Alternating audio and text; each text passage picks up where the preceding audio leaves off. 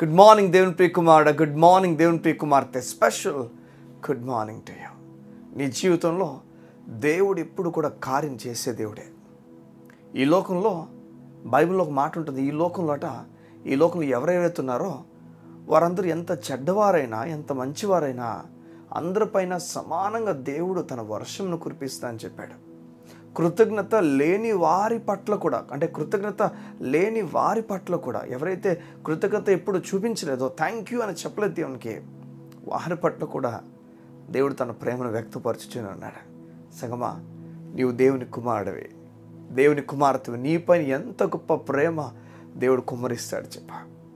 నీవెప్పుడైతే తన కుమారుని నమ్మగానే దేవుడు నీ జీవితంలో తన మహిమను కనపరచడానికి ముందుకు వస్తాడు. సంగమ, కేవలం నువ్వు విశ్వాసం వస్తే చాలు దేవుని కార్యాలు చూడడం ప్రారంభిస్తావు. బైబిల్ ఒక మాట ఉంటుంది ఈ విధంగా, క్రియలు లేకుండా ఎవరైతే నీతిమంతులుగా తీర్చబడ్డారో, మీకు అర్థమవుతుందా? క్రియలు లేకుండా అంటే ఏ మంచి పని లేకుండా, ఏ సత్ప్రవర్తన లేకుండా, ఏ మంచి చేయలేనప్పటికీ ఎవరైతే దేవుని యందు విశ్వాసం ఉంచి చెప్తారో, అయ్యా నేనంతా పాప బ్రతికిన వాడినే, నేను విశ్వాసం ఉంచుచున్నాను, నన్ను నీతిమంతులుగా తీర్చు అన్న మాట, క్రియలు లేకుండా ఎవరైతే దేవుని దగ్గరికి వెళ్తారో, విశ్వాసం ద్వారా వెళ్తారో, వారు నీతిమంతులుగా తీర్చబడుతున్నారు. నీకు మాట చెప్పనా? ఈ ఉదయంలో దేవుడు నీతో చెప్తున్నాడు, నువ్వు నీతిమంతురాలివి, నువ్వు నీతిమంతుడివి. నువ్వు ఎప్పుడైతే నీతి నమ్ముతావో నీ జీవిత విషయాలు మారడం ప్రారంభిస్తాయి. సంగమా, నీకు వేయబడిన కుర్చీలో కూర్చోవాలి. నీకు ఏ అధికారానికి దేవుడు పిలిచాడో ఆ అధికారానికి నువ్వు ఒప్పుకోవాలి. ఆ అధికారపు కుర్చీలో నువ్వు కూర్చోవాలి. నువ్వు చెప్పాలి, అయ్యా నన్ను నీతిమంతుడిని పిలుచుచున్నావు, నీకు స్తోత్రాలు, నేను పాపిని కాదు నీ ఎదుట, నేను నీతిమంతురాలు కనుక గొప్ప కార్యములు నేను చూడబోతున్నాను. నిరాశపడే సమయాలు, సందర్భాలకు కారణము నువ్వేమై ఉన్నావో నమ్మకపోవడం వల్ల. నువ్వు దేవుని కుమార్తెవని నమ్ముతున్నావా? దేవుని కుమారుడు నమ్ముతున్నావా? నీ జీవితంలో నీ తండ్రి సరిగా లేకపోవచ్చేమో, నీ తల్లి సరిగా లేకపోవచ్చేమో, నీవు వారి కుమారుడు అయినందుకు సిగ్గుపడుతున్నావేమో, బాధపడుతున్నావేమో. అవి వారు ఏమీ కూడా నీకు ఇవ్వకపోవడం వలన నువ్వు నిరాశపడిపోతున్నావేమో. నువ్వు అనుకుంటున్నావు ఇలాంటి ఇలాంటి తండ్రి అని చెప్పి నీవు మాట్లాడడం ప్రారంభిస్తున్నావేమో. నువ్వు మర్చిపోయే ఒక విషయం, దేవుడు నీకు తండ్రిగా తల్లిగా ఉన్నాడని బైబిల్ చెప్తుంది. ఆకాశ పక్షులు చూడండి, ఆ వెత్తువు కోయవు కోట్లో కూర్చుకునువు, అయినో మీ పరలోకపు తండ్రి వాటిని పోషించుచున్నాడు కదా. ఎక్కడో మనకు అర్థం కావాలి, ఈ లోకపు తండ్రి మీద ఆధారపడిపోతున్నావేమో, పరలోకపు తండ్రి మీద ఆధారపడాలి. ఎందుకంటే ఈ లోకపు తండ్రి కూడా దేవుని ఆధారం చేసుకోవాలి.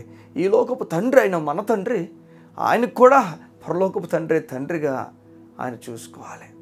ఎందుకు ఈ మాట చెప్తున్నానంటే, మనం ఎప్పుడైతే ఈ లోకపు వ్యక్తుల మీద ఆధారపడిపోతామో వారు ఉన్నంత కాలం కూడా మనకు బలంగా అనిపిస్తుంది. వారు ఎప్పుడైతే మనల్ని విడిచి వెళ్ళిపోతారో బాధ ఓర్చుకునేంతగా, ఎప్పుడూ లేనంత బాధ మనం మింగలేక, మన జీవితంలో ఉండలేక నిరాశతో మనం ఆగిపోతాం. సంగమా, నువ్వు దేవుని మీద ఆధారపడవు. ఏ దేవుడైతే చిరకాలం ఉంటాడో, ఏ దేవుడైతే శాశ్వత కాలం ఉంటాడో, ఏ దేవుడైతే నీకు నిత్యమైన ప్రేమ చూపిస్తున్నాడో ఆ దేవుని పైన నువ్వు ఆశ పెంచుకో. ఈ ఉదయమున క్రియలు లేకుండా, నీకు అర్థమవుతుంది ఉదయాన, క్రియలు అనేవి లేకుండా ఏ మంచి పని కూడా నీకు లేకపోయినా, నీవు పూర్తిగా పాప బ్రతికేసిన ఈ ఉదయాన నువ్వు దేవుని వైపు తిరిగితే, సంగమా నిజమిది, దేవుని వైపు తిరిగితే, అయ్యా నీకు వందనాలు, నేను పూర్తిగా పాప బ్రతికిన వాడినే, చెడ్డ బ్రతికిన వాడినే, కానీ ఉదయాన్న ఈ మాట వింటూ నీ వైపు తిరగడానికి ఇష్టపడుతున్నాను. అవును, ఎలాంటి పాప బ్రతికినా ఈ ఉదయం నువ్వు యేసయ్య వైపు తిరిగితే యేసయ్య నిన్ను నీతిమంతుడని పిలుస్తున్నాడు. ఎలా బ్రదర్, ఎలా అవుతుంది అది? నేను పాపిని కదా. చూడండి, దేవుని లేఖనాలే మనం నమ్మాలి. ఆ లేఖనాలు మనకు చెప్తుంది, ఎవరైతే దేవుని వైపు తిరుగుతారో, ఎవరైతే ఆయన విశ్వాసం ఉంచుతారో వారు దేవుడు నీతిమంతుడని పిలుస్తున్నాడు. అది కూడా క్రియలు లేకుండా. ఈ ఉదయం నేను చెప్తున్నాను, నువ్వు నీతిమంతుడే. దేవుని దగ్గరికి ఎవరు వెళ్ళగలరంటే నీతిమంతులు మాత్రం వెళ్ళగలరు. అందుకే సంగమా, దేవునికి నీతిని బహుమతి ఇచ్చాడు, నువ్వు ధైర్యంగా దగ్గరికి వెళ్ళడానికి. ఈరోజు చిన్న రవ్వంత నిరాశ కూడా పడాల్సిన అవసరం లేదు. నువ్వు పాపం చేసిన రోజులు అవ్వచ్చు, పాపం ఈ రోజు వరకు నువ్వు చేసావేమో, నువ్వు ఇంకా దేవుడు తీసుకోవడానికి భావంతున్నావేమో. నేను చెప్తున్నాను, అవన్నీ విడిచి ఇక దేవుని దగ్గరికి వచ్చేసాయి. ఒక స్త్రీ వ్యభిచారం చేసి పట్టబడినప్పుడు రాళ్ళతో కొట్టడానికి అందరూ వచ్చినప్పుడు బైబిల్ చెప్తుంది అందరూ శిక్షించకుండా వెళ్ళిపోయారట, రాళ్ళు కింద పడేశారట. మీరు ఎవరైనా పాపం లేకపోతే రాయి వేయమని యేసుప్రభు అంటే ఎవరు కూడా రాయి వేయలేకపోయారు, కింద పడేశారు. అయితే రాయి వేయగల సమర్థుడు ఒక్కడే, ఆయన యేసుప్రభు. నిలబడిన ఆయన ఎవరైతే అక్కడ ఉన్నాడో ఆయన రాయి వేయగల సమర్థుట.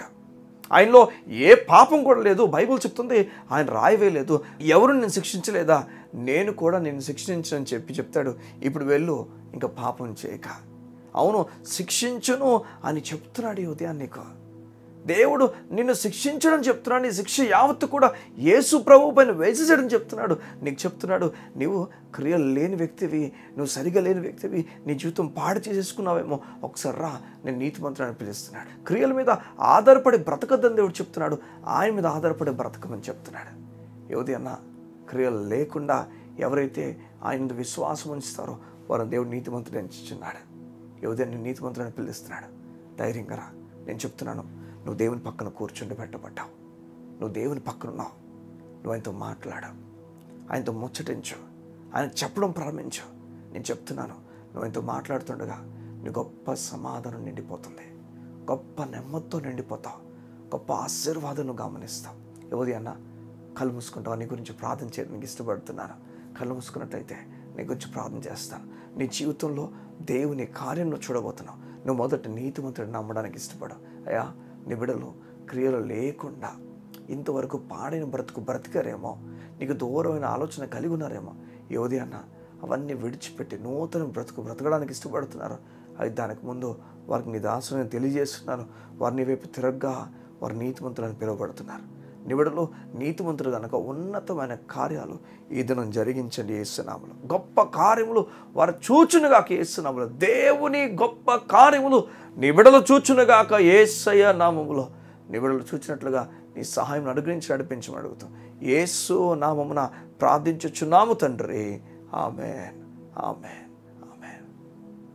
నువ్వు పాపివి కాదు, నువ్వు నీతిమంతురాలివి. ధైర్యంగా వెళ్ళావు. నువ్వు దేవుని పక్కన కూర్చుండబెట్టబడ్డావు. నేను ఆశపడే సమయాలు ఎన్నో ఉండొచ్చు. ధైర్యపరచబడే ఒకే ఒక కారణం ఉంది. అది దేవునికి నువ్వు బిడ్డవి, దేవునికి కుమార్తెవి, కుమారుడివి. ధైర్యంగా వెళ్ళు. గొప్ప కార్యాలు నువ్వు చూడబోతున్నావు. God bless you. See you tomorrow.